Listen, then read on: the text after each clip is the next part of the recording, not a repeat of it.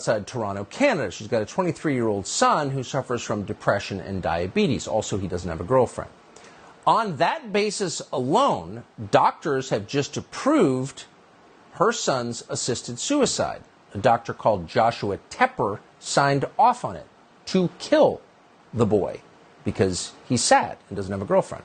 We know this because of the Substack Common Sense. You can read the details, and you should. They're shocking.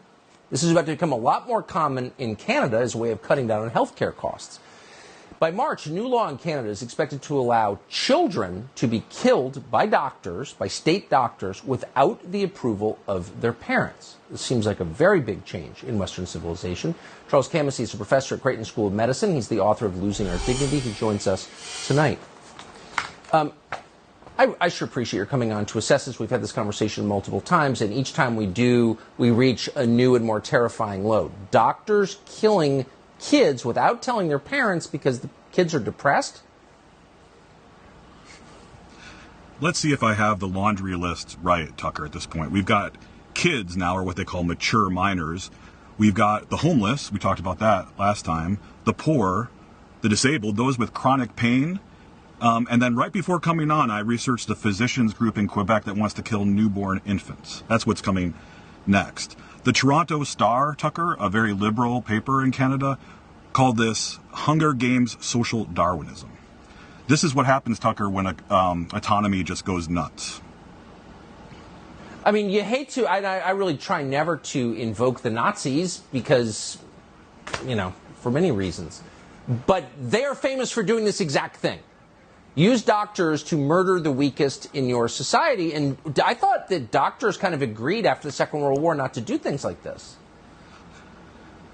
Yeah, you would think. And I'm the same way. I think we should be very, very hesitant to use those arguments. But at a certain point, Tucker, if the shoe fits, Canada has to wear it. Now, the question is, can we stop this from coming to the United States? It hasn't got here yet, and I think we can. For instance, New York, Connecticut, even deep blue states like that have not legalized even assisted suicide yet. And so what we need to do, Tucker, and all your listeners need to do this, is support in whatever way you can healthcare that is about caring, yes, not killing. In fact, there's a coalition of people. There's a coalition of people coming up with a brand new medical school, the Padre Pio School of Medicine in 2026, that is going to do this very clearly, very ably.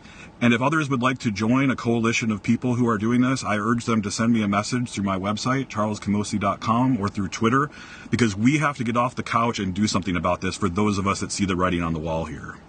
Shouldn't the American Medical Association weigh in and just say unequivocally, doctors in the United States don't get to kill children just because children are depressed? A doctor's job is to help people, make them better, not to kill them, give up on them when they're kids. Well, as I wrote at length in Losing Our Dignity, Tucker, we have a very, very different healthcare system than we had even 20 or 30 years ago. It is hyper secularized. It is often based on cost-benefit analyses, even something called quality-adjusted life years, which is basically ableism. We've had a lot of talk about ableism over the last couple of days. This is ableism right here.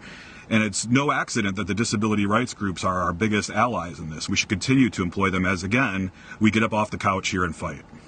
Yeah, amen. Get off the couch and fight. That's exactly